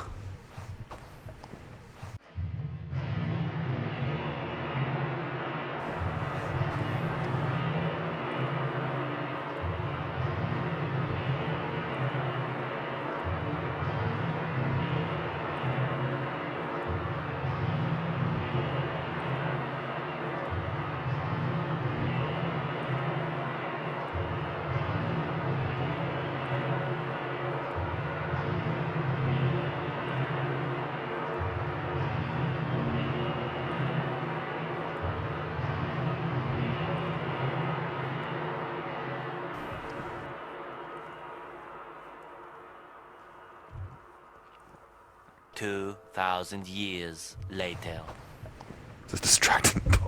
Sip. I just got it. We'll edit the delay time. It's like add like 3 minutes of silence. I just got it. Fuck my ass. What else? Well, But in terms of the Greek sounding Brazilian bands, there were some really good ones. I really liked Amen Corner as well. They I think they got reissued recently by Nuclear War Now, or at least distributed by Nuclear War Now. But those first two albums, Fall, Ascension, Domination, and I don't know how to pronounce the second album, but those are really good. Man, but one thing with all these, Greek bands and even the Brazilian band doing Greek shit, the drums are triggered to death, and I always have like a thought of like not knowing whether or not it's just triggered to death drums or if they're actually playing on electronic kit, and or even just being like programmed drums, because all the way through this, it's pretty, standard beats for, the riffs that they're playing. They have like the weird off time snare and kick patterns, on the different times in the counts. And then, later on in the song, I think like 7 minutes in, it starts going into like way more, like hyperactive, like snare activity with like doing like sort of a break beat. It sounds like IDM or something. And yeah, when those parts like pop out, like I always love that shit. And just Greek drumming in general, I know that had a lot of influence on like what we would do like in Warrior's Chalice. And like I think the parts where it shines, I think there's another song, I forget on here which one exactly. It might be the one that you picked later on, but it has like that same sort of thing where it's doing like, it's not even syncopated with the riff, it's just like doing its own sort of rhythm and beat on the snare. And I don't know, you can't really find that anywhere else in metal. It's mainly just in Greek shit. So are you saying that you like the I love that. The drums sound triggered? I love it, but I'm just like never know whether or not it's just triggered or electronic set. I always have to like look and see like okay, it just says drums. It doesn't say anything, special about it, and it doesn't seem to have any sort It's always of. so bizarre. Yeah, it doesn't have like any mention of it. It's like, no, this is normal drums. This is, we had a drummer play this. Like, yeah, on what? Yeah, like on the first Verathron album, I think they credit the drummer as a guy named Werewolf, but it's a drum machine. Yeah, like, Right. and then they just kind of run with that sound, and then it seemed like, even to Rotting Christ too, like having that sort of sound, and it seems like everyone imitating the riffs also imitates the drums along with it, because they can't really, I don't know, the riffs, they have like certain notes in them and a certain amount of notes in them where there has to be like weird spacing for those notes to actually be like highlighted in certain sections of the riffs, because I don't know, there's like the tail ends of them, they always have like some sort of like running trail to it, or something where the drums have to be sort of absent, but then like when it is vacant on the riff with not so many notes, the drums are hyperactive. It's like always like a ebb and flow with it. It's like, it's interesting. And like that cowbell, man, that shit was sick. Paul, I had Love to that write down cowbell. something you just said because it sounded like it could be like fucking like an electronic artist. You said hyperactive drum activity. Yeah, like IDM shit. Yeah. Yeah, just the name alone, it's like it sounds like higher intelligence agency or something. Yeah, it's like Ruby My Dear and shit like that. So You know do you guys something think else that all that, the stuff like the violin and the flutes and the That doesn't bother me at all. I loved it. It's like it pops out. do you think it certain do you think it sections. adds to it, or do you think it distracts from what they're trying to do? It's fine. I don't think it adds to it. It just seems like what else is gonna be there? A guitar solo. I'd rather Yeah. them have like different instruments than a million guitar solos. Yeah, if it wasn't that, it would yeah, exactly. It would just be a guitar solo, but you have like the violin doing Yeah, you got some the pretty flute, cool melodies. The flute doing some sick shit. Yeah, and then that violin part was like I it was love the epic. violin. That was I'm a like huge Kansas, fan. the pinnacle, I said, Yeah, which is a great song if anybody hasn't heard it. yeah. And then there was like I think later metal in people like prog rock, don't they? they should Oh, they should. easy listening. Sons of bitches. But yeah. Then they had like that just the tom roll shit, sound like George of the Jungle, and that shit was really good, building momentum into like the next part, which seemed like the whole rest of the song was just that riff. But it was still great nonetheless. It's a great riff. Yeah, and I was saying earlier, I was like, with these Greek riffs, like, it seems like they have it in Guitar Pro, and it's like, there's not any sour notes, and you can hit any sort of combination of it, and it just sounds good, like, like, just not only with this release, but with just this sort of riffing style and melody, you just can't miss with it. It's just always going to be good, like Dan said, he was shaking his ass to this, and I was too. Makes the booty move. Yeah, the groove that makes the booty move. That's right. Infectious grooves. Robert Trujillo on bass. You know what I'm talking about? Oh no. Infectious grooves is in the house. You remember that music video? Yeah. I think that was the drummer of Excel. Does anybody like Excel? Do you guys like Excel? Am I the only I have idiot? no idea. Oh, they were like a skate crossover metal band in the Cool. 80s. Californians love them. I remember I met a guy at the gas station who was telling me about, he was saying he used to like watch Slayer practice or something. I mean, people say shit like that all the time. I don't know how true it is, especially if it's just some guy at a gas station. But yeah, all those guys love like the fucking California crossover. I think Blood Cum was there too, who was fucking Tom Araya's brother. Yeah, of course I love it. I grew up there. I was there, man. Yeah. There was a song on the Jokes on You album from Excel. It was called Tapping Into the Emotional Void in '89, and people say that Metallica Enter Sandman was like the riff was stolen from this. Wouldn't surprise me. True. I don't think they did. It's not that It's sad but like, true. yeah. Well, it's not that similar. I don't know. I don't actually mind that when people say they stole this riff. I don't care. I mean, No. the guitar's only so big. You know, you can only do so many things. What do you want? It's a good riff. Rip it off. All the best riffs are stolen. James stole a fucking riff. All the best drum beats Appropriate. are done to death. No, he took a fucking Edge of Sanity riff and just put it in his song. I mean, hey, it's Edge of Sanity. Are you guys familiar Oh, with the like- band Kawir at all? The Greek Oh band? yeah, Yeah. Yes. love Cohere. This kind of reminded me of that too, because it's like Kawir is almost on a different side of the Greek black metal coin, if that makes sense. Mm. They seem to have like their own style, kind of apart from Verathron and Rotting Christ, where it's you still have the heavy metal influence, but it's more of like slowed down speed metal or something, which I feel like this in a lot of places like kind of fits into. Yeah, I can see that. Kawir is playing Metal Threat next year, which is a huge grab. I don't. I didn't even know they played live. I don't think they do. And if they do, this is definitely their first time in North America. I think they have have a lot to have do they with, released any like- albums recently? Like I haven't actually Yeah, followed they them have. in a long time. Dude, Really? the 2017 album is probably their best. I forget the name of it because it's in Greek, but it's like some dude being yelled at by some evil demon ladies. I just pulled up the cover. Guys, stop yelling! Yeah, dude, that album is really, really fucking good. Ow, my freaking ears! What I like about them and what I like about this band is like they're kind of like consistently melodic. They don't really do anything that's ugly sounding, but they do something that's just heavy, I guess. I don't know how to explain it besides saying like, oh, this is because it's not ugly at all. It's kind of pretty. It's kind of a pretty sound. But they also kind of like take elements from a little bit of everywhere. They kind of take the Rotting Christ thing. They take the like speed metal thing, and then also the second wave thing is kind of thrown in a lot. I wish this band kind of did the second wave thing a little bit more. They only had it on the second song, but I like how it kind of covers a lot of stuff. Even being from '97. Know what I was saying? Yeah.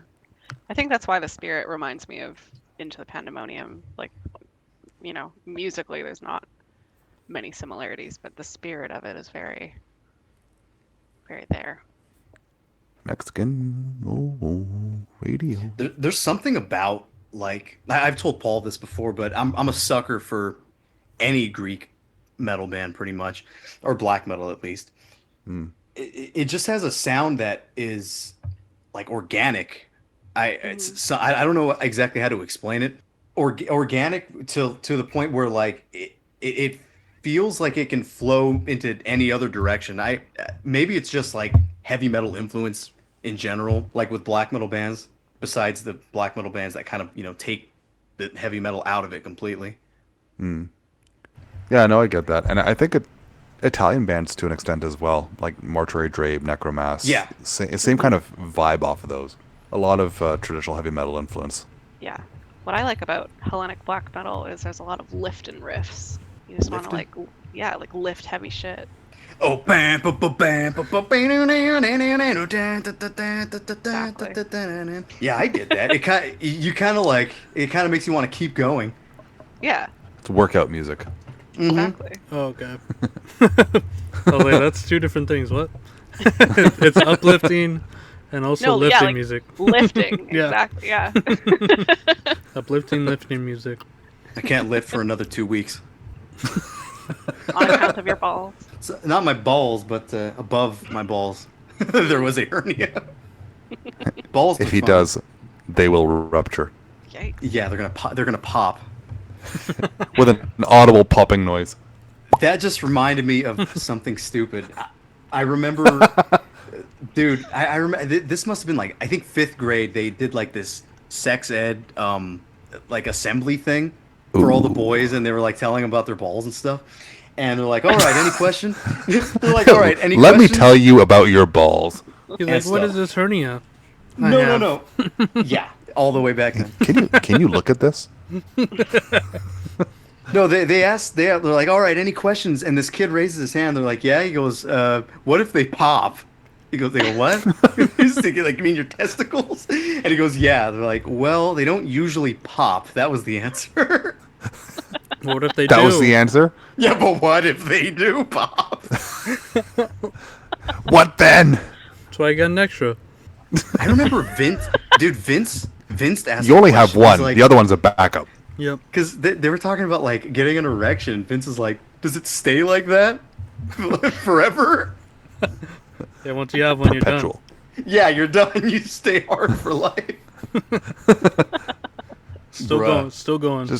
Just happens once. Like, well, that's it. This is me now. Just Or it's like that Louis C.K. joke. He's pointing like, at people. when you come an entire ball, and there's like blood everywhere. Well, on that note, should we listen to the second track? Yeah, I can't think of a better segue into the second track that we're gonna listen to. Yeah, the second Bloody track balls. is better than busting a nut. Yeah, better than busting a nut.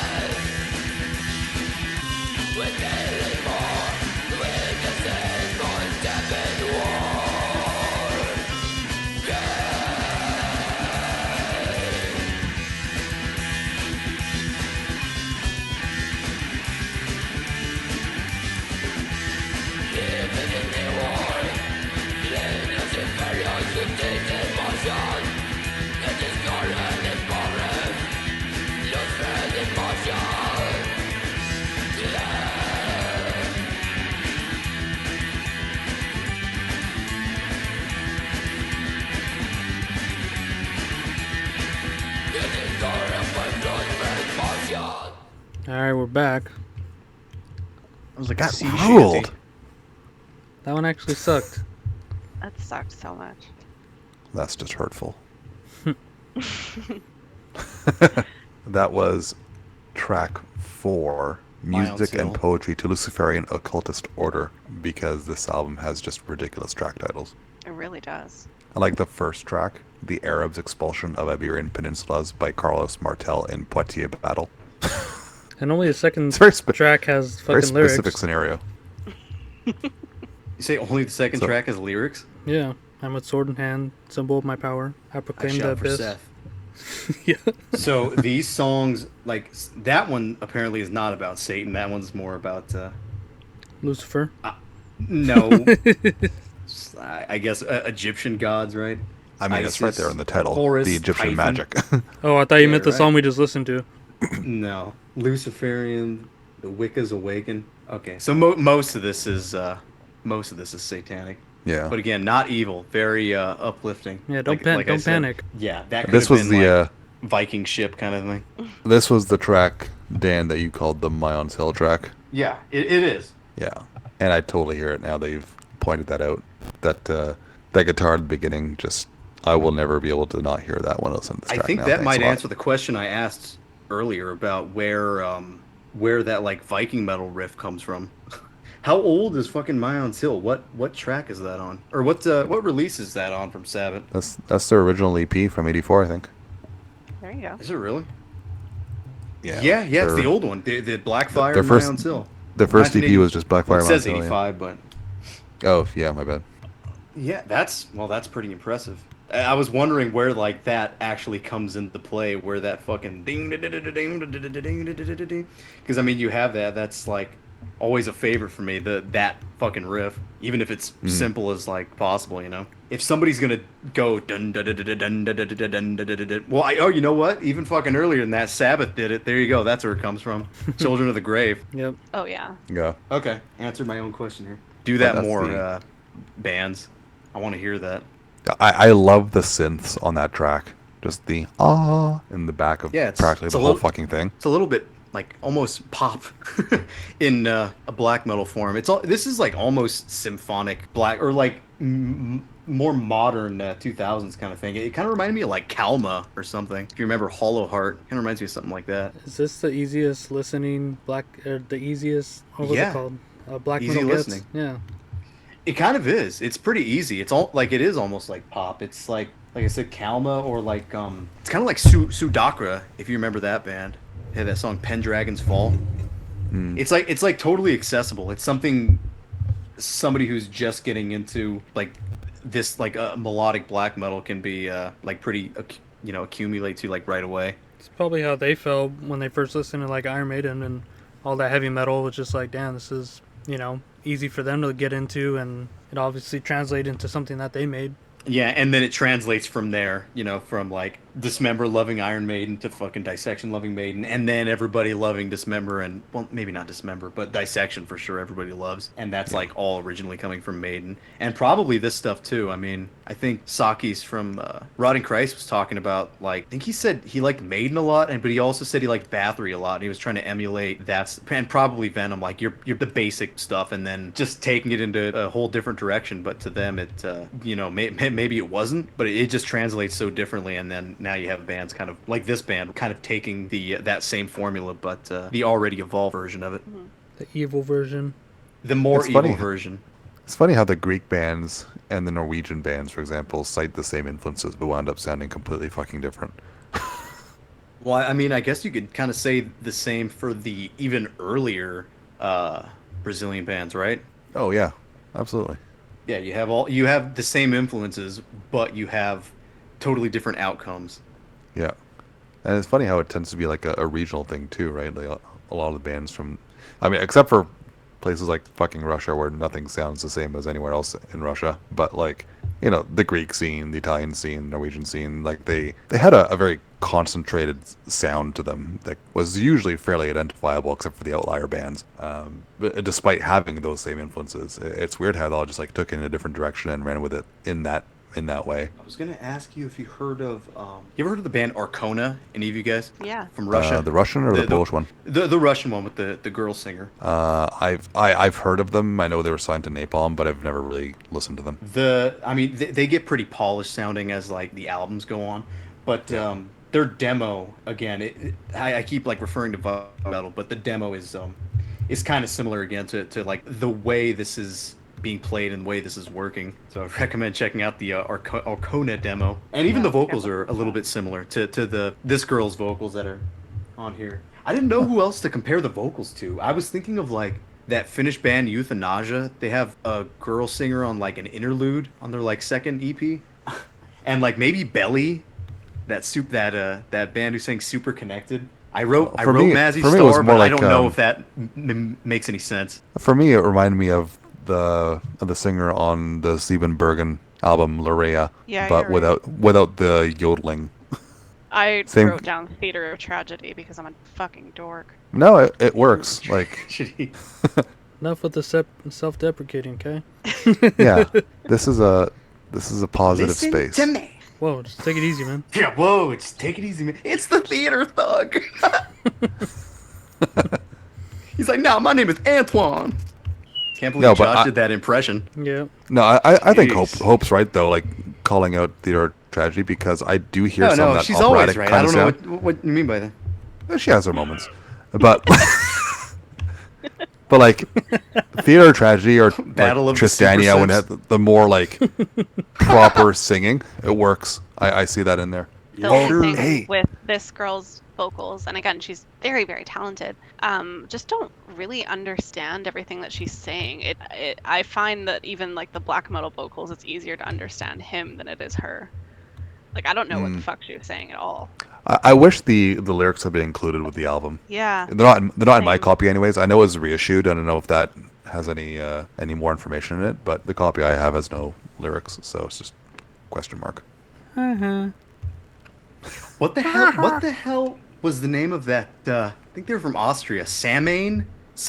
Remember that? The one with the like, where it switches up from the clean vocals to the black metal vocals. You know what I'm talking about, Paul? No. You don't Samhain. Mm-mm. Terminus covered them on a bonus episode. Oh. Yeah. Yeah. Yeah, the girls' vocals, they're doing like the same pattern. She's kind of like going along with it as if it's like a fucking sea shanty or something. And the dude from Semaine is kind of doing the exact same thing. And you can't really distinguish what she's saying or what he's saying. I think they might just be kind of chanting. I don't think they're actually saying anything. Yeah, they're probably just, going along with the riff. Because in Sam Hain, it's especially weird. Because he's like, oh, Semaine. it's all fucking weird. Yeah. Indomitus, yeah.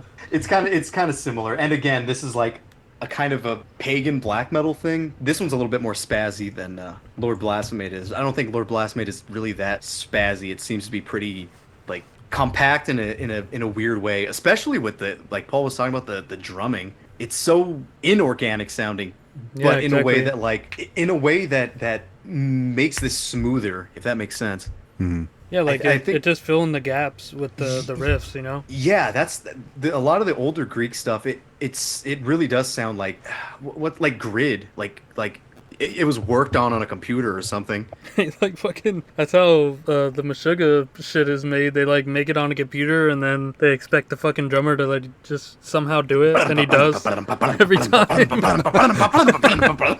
Can't you imagine that with the Greek shit with Meshuggah drums? Like, fuck. Hey Stan, can you play this? What the fuck? I don't know why Meshuggah just sounds funny. Like when I listen to it, it's hard to take seriously, and I don't even mean that as like Meshuggah sucks. I mean it sounds funny. I like Yeah. Nothing by Meshuggah.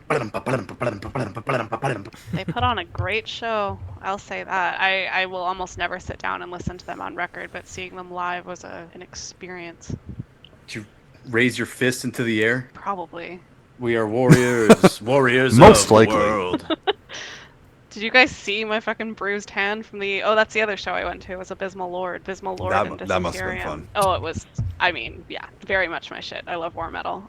Shocker, Vancouver girl loves war metal. But yeah, my entire hand was swollen and bruised the next day, and I was like, "What the fuck happened?" And then I remembered. You went to war. that was that was from me slamming my fist on the stage during the set. That would do it. Dork. I know. Yeah, you went to war. Exactly. Abysmal Lord is pretty cool. Abysmal Lord's great. Did they have a new album recently? Because I remember they had an EP like, I don't know, some years ago. Yeah, fairly recently. I think like 2019. last or year, wasn't something. I don't know if it was That last long ago? year. I thought it was more recent than that. Maybe it was. Okay, last I year. haven't heard the What do I know? this latest full length. I think the last thing I heard was that Cathedral EP. It was great because the Blasphemy guys came out for it, which they do for a lot of the shows. But it's always fun to see Jerry just going ham. If they Jerry? came out to that many shows, it'd be nice if they played once in a while. I know, right? Oh, Come on, guys. Where's album number 3? Wuss? Did you call me a wuss? I think of all the bands out there, if there was one band I would not call wusses, it's Blasphemy. Yeah. How about Lord Blasphemate? Would you call them wusses? Judging by the corpse paint in the booklet of the album I have, yes, I would. Didn't even look them up. I wonder Greek what they look Greek like. Sims. You know, I was looking up Abysmal Lord, and I looked at similar artists, and there's a band called Monkey. Have you seen this? No. No.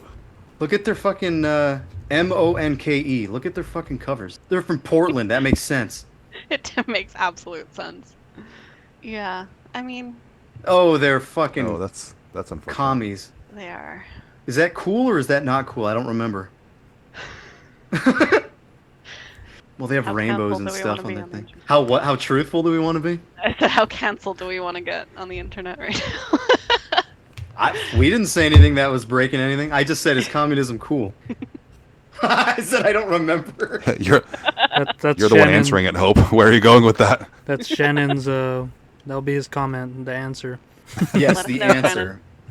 Is communism cool? Yes or no? Let us know. Yes or no, Shannon. Let us know. Let us know in the comments. Do we love Stalin or what? I sent you guys a photo of the corpse paint. in Or the do we love booklet. that other guy? Let me know what you think. I'm curious. Is it a yay or nay on that corpse paint? Oh, wow. Wait, on what corpse paint? God, he looks That? like the puppet from fucking Liza P. Wait, well, who the hell is this guy? From Lord Blasphemy. It's the guy from Lord Blasphemate. Oh, That's unique. okay. That's a wuss. It's something. You're calling me a So- wuss? I think we he need to kind use of looks this. like Jerry. We got to use this picture in the thumbnail for this episode. Yeah, we do. I'll try to get him in there. I wonder if it's some type of like reference to Brazilian indigenous like war Oh, you paint mean or the- something. Could be. If the folk instruments in this are any indication, it wouldn't surprise me. Yeah. I thought the folk instruments were supposed to be like Greek. No, like I No, found that they I don't- remind me a lot of like South American folk music, especially like the flutes or whatever the fuck. Stop yelling at me. No. And You're even wrong. The acoustic guitar is very like flamenco almost. Oh yeah, that part was nice. Whoever's playing that, fucking Kyle, dude. Santana. Better than the pianist, I can tell you that much. Penis. Yeah, just load up on layers. Man, Oh but yeah, I, the other fun thing about this album that we didn't talk about is the art, and how first of all the logo is basically Dark Funeral, Yeah. but it uses the same art, and Fred pointed this out, so credits to him, or the same tree or the same picture of the same tree as creators Endorama. When It- the fuck you know, did they I was do looking that? at it, and it's not exactly the same tree because on Endorama it has like 2 trunks, and this one only has one main trunk. I was looking at them like they don't look quite the same, but it's Those at the are very not the least same from the trees. same kind of area Same- or same area. I don't same know, species but of tree. Yeah. I was gonna and say the- Alice in the Chains dirt. Satan falling. Oh, Oh yeah. yeah, totally Alice in Chains. Yeah. The Satan But aren't falling is Gustave But Doy. aren't there a bunch of That's dead taken out bodies of his on woodwork. this? Or no, I was mistaken. For some reason, I thought there was like bodies. No, It's just Dead a bunch of bodies dirt. everywhere. No bodies, but I think I know what you're talking about. There's a. I could have very sworn I similar- saw something where it's like a different cover. No, Yeah. no, I guess the ground just looks like meat, It's just meaty like ground. ground beef or something. Yeah, brains or boy gay. Yeah, brains. Dan somehow meets these guys when it's, oh yeah, you guys got the meat cover. Good to meet you, dude. Nice and sloppy. Good. I know how you kids Boo. sloppy. The lady is scaring us. All right, but I do think we have to do a BBR first. We have to play Yes, We Love Satan. I think everyone deserves to hear that. Oh lord. Sure Oh enough. lord. It's I love short. you, Satan. Yep, and we do. So, Daddy, what the fuck, why Daddy not? Satan. I thought you were gonna say "daddy like," like referring to yourself. Ooh, me like it. Daddy liked the song. Daddy like this song. It's okay, kitten. All right, well, we're gonna listen to the 5th track. Yes, We Love Satan. We'll be right back.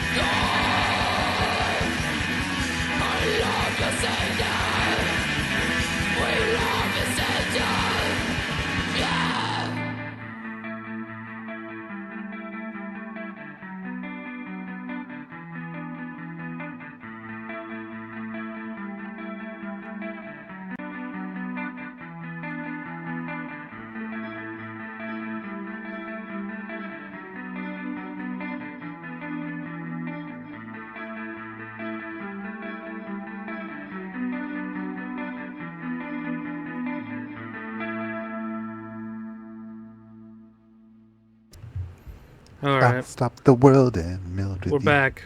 I think that wasn't modern English, was it? Yeah. I stopped the world with Yeah, it was. Dead Can Dance. That's who I was thinking of. Yeah, they're the metal favorite. I never know what to listen to with Dead Can Dance because a lot of it just seems like ambient. You know what I mean? It is. I know. I never know what to listen to. I'm like, okay, when can I start bobbing my head here? The Serpent Egg, bro. Whenever you want. There's no That's judgment the here. ambient one, though, isn't it? That sounds a sick one. All right, I like ambient music. I was just expecting something else from Dead Can Dance. I expected to dance. I was expecting more like Clan of Zemox or something. Well, after hearing the rest of You were this expecting album, the dance, not the dead part. Mm-hmm. I was gonna say after, listening to the rest of this album, did you expect this track? No, but I'm really happy that it was here.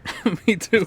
I was going through it. I just, I got through the 9-minute song, then it goes into a 6-minute song, then, shorter one, and then it comes to this quick, fast paced, straight to the point fucking song, and it's great. I had to play it. I love it. It's so weird. I love it. They love Satan, and I love them. And again, it is very uplifting sounding. It's really, there's like kind of no evil to be heard in here. I mean, aesthetically, I guess it's supposed to be an evil album, but Release- the sound, release the awesome. release the awesome. It's like Popeyes or something. Yeah, that's what they did here. Not you. It is like a happy kind of sounding song. They love Satan and they're happy about it. And they're not afraid to show that. Daddy like. Daddy like. Daddy like. Ooh. I was saying like, it kind of sounds like Finnish or French to me, but I mean, I don't think that would have been an influence, right? It's too early. I think that it could have been because like But from that where? that Mutilation album had been out for a couple of years at that point. But I still hear Greek in there. I just hear like the faster Greek tracks Yeah. that didn't come up as often. Like I think I said Exiled Archangels by Rotting Christ. That Yeah, except they're not kind of palm muting like- it. They're just kind of going for it. yeah, exactly. That's what I got out of it. But I mean, Did Medieval who Demon knows? go this fast, or were they kind of slower? I don't actually remember. it's been a while since I've listened to them. I don't remember off the same top of my here. head. I'm also thinking like Nurgle. Nurgle had more of a second wave sound too, right? A bit. They were still identifiably Greek, but they were. How the fuck old bit- is Nurgle? 95. They go possible. way back. Like Nurgle go way back. I don't think they released stuff until a bit later, but I want to say if not late 80s, then very early 90s. Yeah, they had a demo in 92. Okay, yeah. Might have to cover fucking what's that band called? I kind of want to cover Psychic Crush one of these days. Psychic Crush. Yeah, if you remember that. It was I think it was like pre-Vorfalak, who was like pre something else. Oh shit, I've never heard these. It's pre fucking Narmadaron is what it is. And Vampiranoct, it's one of the same guys. Because I know of Orphalak, but I didn't know that they were called Psychic Crush before. Oh, that's cool. It says death metal, but again, when you have early like Black and Death from fucking Greece, it's all gonna sound just Greek. Those lines are blurred. Yeah, you even have like a band like Desulfurize or something. Yeah. Yeah. Ever heard Twilight from Greece? Yeah, I think we brought them up at least once on this. I haven't heard it in a long ass time, but They were I think I remember the demo only for a long time. But they finally did an album in like 2000, and it's a lot cleaner than the demos, but I actually really like it. It's I like the artwork. It has a nice doggy on it. yeah, and it's got a good woof. But the Epic Reddit doggos. it kind of makes me think of like Dimmu Borgir's Enthroned Darkness Triumphant, but like not shitty. You know, I think remember. I sold absolutely no one on the album with that comparison. No, you didn't. It's so weird. I remember everybody hated Dimmu Borgir for a long time, and then it was like, oh, have you heard their old stuff? It's great. And then some time went by, and then they go, oh no, Dimmu Borgir always sucked. I really kind of don't have much of an opinion on it. Actually, you know what? The first few albums are pretty good. I even like. They are. I think it's called Storm Blast. I remember liking that pretty Yeah. decently. That's great. Yeah, Storm Yeah, those Blast first is two great. albums are good. I actually even like Enthroned Darkness Maybe Triumphant, the but Dimmu Borgir naysayers don't know what they're talking about. they usually don't. Because no. I feel like when most people think of, or at least for a long time when I heard the name Dimmu Borgir, I always like imagine the progenies of the Great Apocalypse music video. Oh, with a bath on guest vocals.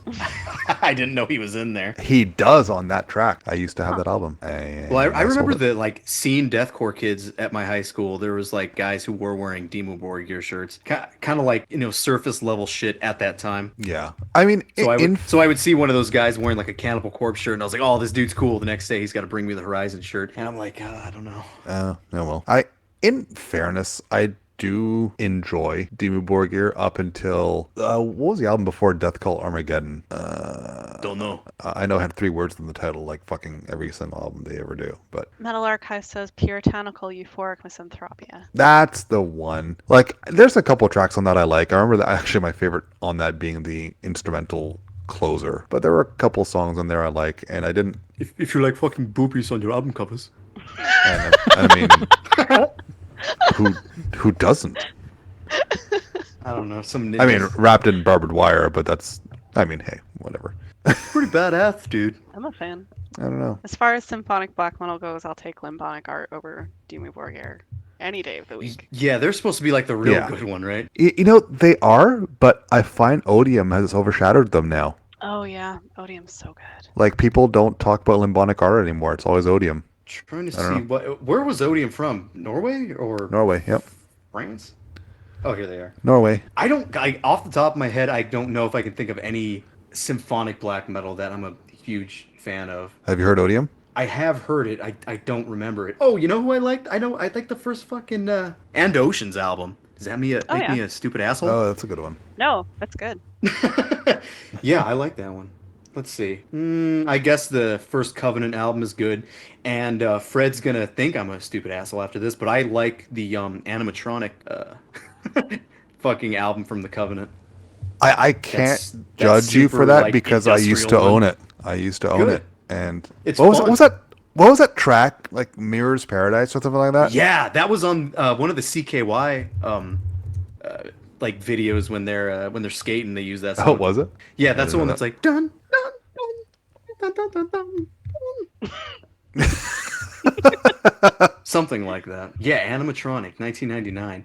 That's the one where I believe it's what's his name? Hellhammer's in the band. Yeah. And there's a guy on the album cover. He looks like Johnny Depp, but he's got these like goggles with spikes on him. Cover And then is the so main dude fucking looks bad. like a more fucked up like Danny Filth or something. That'd Cover is be so bad. Covenant with a K. It's like the guy in the middle is like a cross between Danny Filth and Marilyn Manson. How I is don't- those are not real people. And This is not a real- Hellhammer's. This is not a.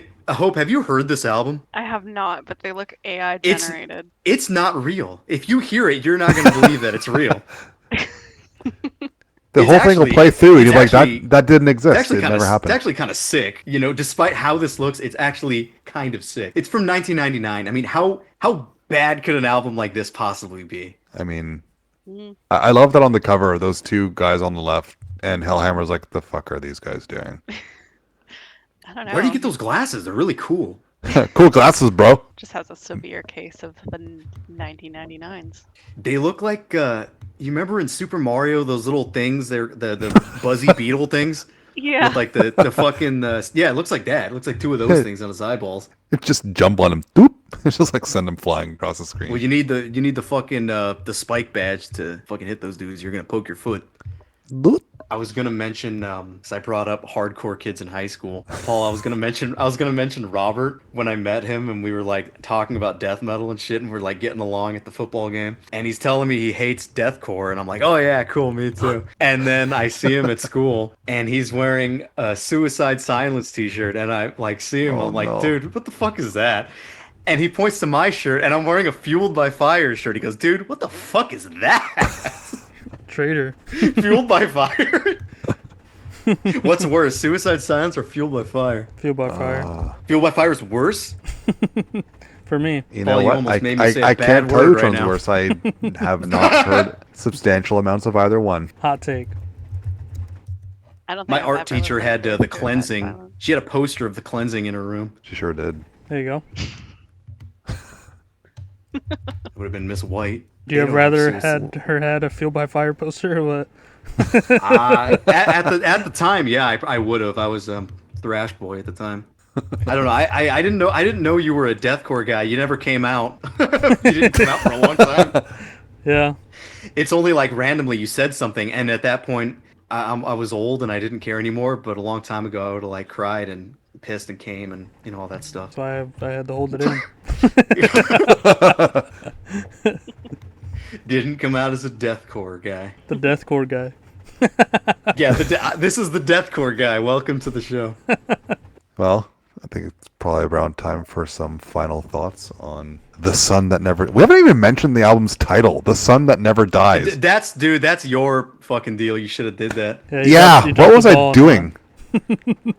Thanks a one lot, time dude. You ruined the show. I actually drink a beer while doing this. I forget the fucking album title. We'll scrap this. Take two tomorrow. Yeah, we'll do this it. again Do it tomorrow. over. We'll cut it You know down to you're a not 10-minute supposed to be episode. drinking. The alcohol is the devil, dude. Look, I had to get a bottle of beer. That's Fueled by Fire for you.